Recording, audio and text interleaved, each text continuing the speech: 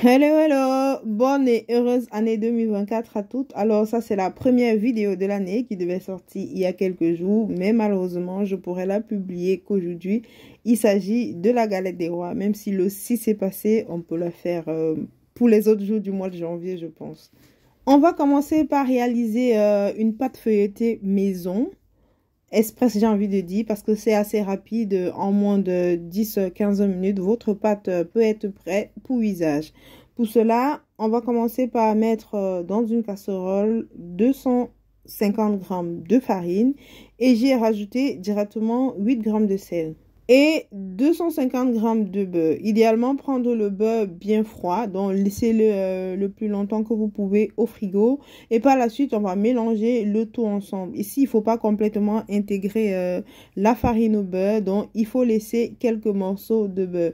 Après environ 1 minute, après avoir bien malaxé, on va directement rajouter 120 ml d'eau. Tous les ingrédients, en fait, toutes les quantités, je vous les mettrai en barre d'infos.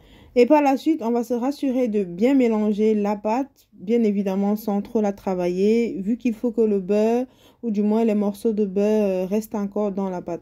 Une fois que c'est bien homogène comme ici, on va directement mettre sur fariner le plan de travail et disposer notre pâte. Et voilà, on va mettre la pâte sur le plan de travail. Vu je veux la faire en longueur, donc j'essaye de donner une certaine forme avant de commencer à aplatir. Je vous ai dit depuis le début que c'était une pâte express. Donc une fois que vous avez mélangé, vous disposez sur votre plan de travail et vous commencez directement à rouler. Alors si vous sentez que ça colle, rajoutez un peu de farine.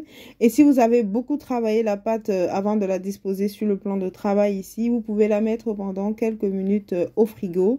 Vu que c'est du beurre, si ça chauffe, ça va fondre. Et en mettant au frigo, ça aurait le temps de durcir un peu et vous auriez beaucoup plus facile à travailler. Là, on va faire le premier tour. Donc, on rabat la pâte comme vous voyez ici en image et l'autre extrémité, on la pose au-dessus et on va continuer à aplatir. Donc, c'est ça qui donne, on dit, je sais pas si on dit le feuilletage ou le feuillage, je sais plus trop. C'est ça qui donne le feuilletage comme pour les croissants. C'est un peu le même principe, sauf qu'on ne laisse pas reposer comme pour la pâte des croissants. Et par la suite, après avoir aplati, on va de nouveau replier. Il faut fariner la place si vous trouvez que ça colle. Et on continue d'aplatir. Vous avez vu là, on est déjà à 6 tours. On va continuer d'aplatir. Alors, j'ai eu mon petit assistant qui est venu m'aider là. Et on va continuer d'aplatir. Et là, on va continuer à faire des tours. Depuis tout à l'heure, je faisais des demi-tours.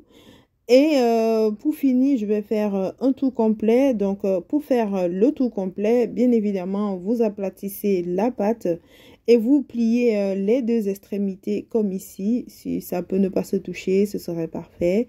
Et par la suite, vous allez continuer d'aplatir. Là, je vais directement mettre la pâte au frigo ici, le temps de préparer ma garniture. Mais si la garniture était déjà prête, j'allais directement la travailler. Donc, je vais la laisser reposer quelque temps au frigo. Aussi, lorsque vous faites votre pâte, si le beurre a chauffé, donc vous pouvez voir que le beurre commence à fondre. Je l'ai dit tout à l'heure, mais je le redis également. Laissez au frigo quelque temps, le temps que le beurre durcisse avant de recontinuer de travailler. Donc, je vais laisser reposer quelque temps au frigo et par la suite, je vais retirer pour aplatir. Là, j'avais déjà fait la garniture, mais je vais vous montrer directement après avoir aplati.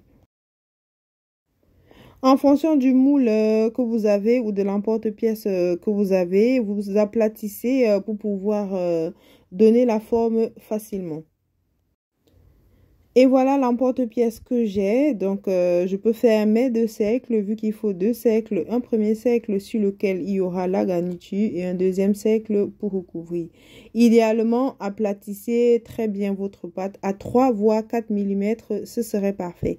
Et par la suite, vous disposez sur une plaque, sur un papier cuisson, sur une plaque qui va directement au four.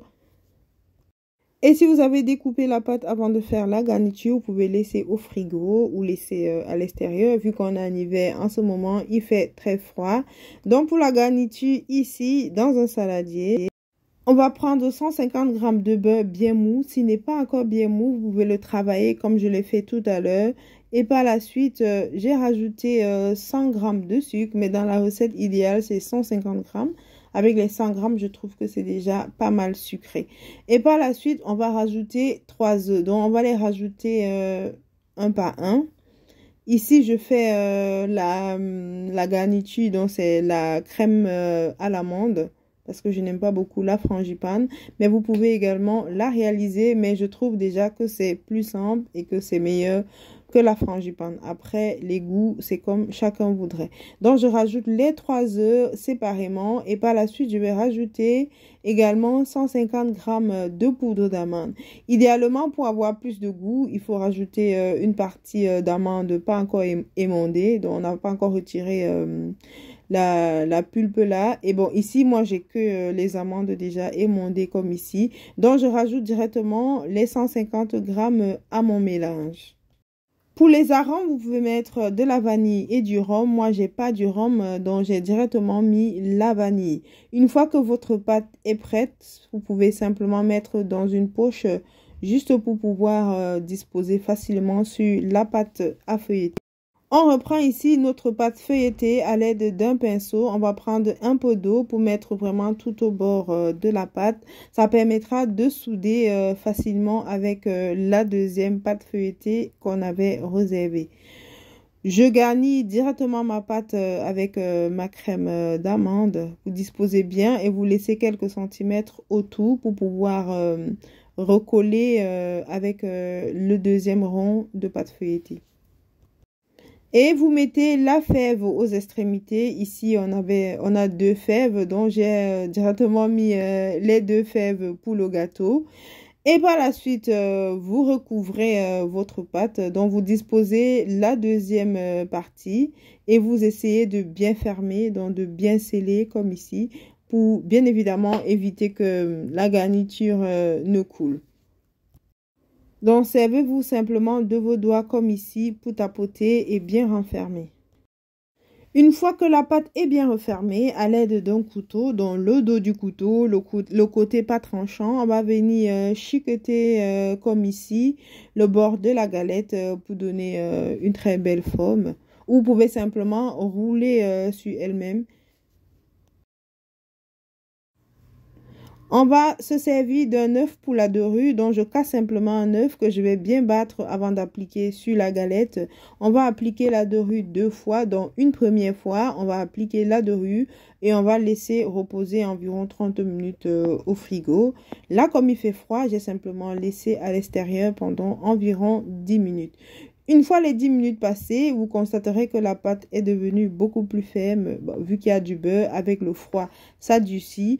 On repasse de nouveau la dorure une deuxième fois et on va se servir cette fois soit d'un couteau, soit d'une lame pour faire un dessin au choix sur notre galette. Alors, j'ai fait quelque chose d'assez simple ici, donc vous laissez libre cours à votre imagination et voilà. Et pendant que je termine mon premier design, le premier parce que avec les 250 g de farine que j'ai utilisé tout à l'heure, j'ai pu faire 2 galettes de la même forme que celle-ci et une petite. Voilà. Une fois que vous avez terminé de réaliser le gâteau, vous faites des trous sur la galette comme ici pour aérer en évitant le milieu. Et comme je le disais tout à l'heure, j'ai pu réaliser une autre galette de la même taille ainsi que 2 petites. Avec toutes les chutes quoi, pour ne rien jeter. Vous pouvez laisser reposer votre galette avant de la cuire, mais moi j'ai directement cuit. Donc vous préchauffez votre four à 200 degrés autant pour moi. Et on va faire une première cuisson à 20 minutes. Après les 20 minutes, on va baisser la température à 180 degrés et on va terminer pendant 30 minutes la cuisson. Et pendant que ça cuit, on va réaliser un petit sirop. Moi je mets 2 tasses d'eau et 1 tasse de sucre pour éviter que ce ne soit trop sucré. Et simplement bien faire bouillir. Une fois que la galette est cuite, on retire notre sirop. On va simplement badigeonner comme ici. C'est pour donner la brillance comme vous voyez ici. Mais bien évidemment, ça reste facultatif vu que c'est pour la maison. Et voilà, vous aurez simplement à laisser refroidir votre galette et vous la déguster. Et si vous avez regardé la vidéo jusqu'ici, je vous dis merci. Et si vous n'êtes pas encore abonné, je vous invite à le faire pour ne manquer aucune aventure cette année. Et je vous souhaite encore de passer une très belle année 2024.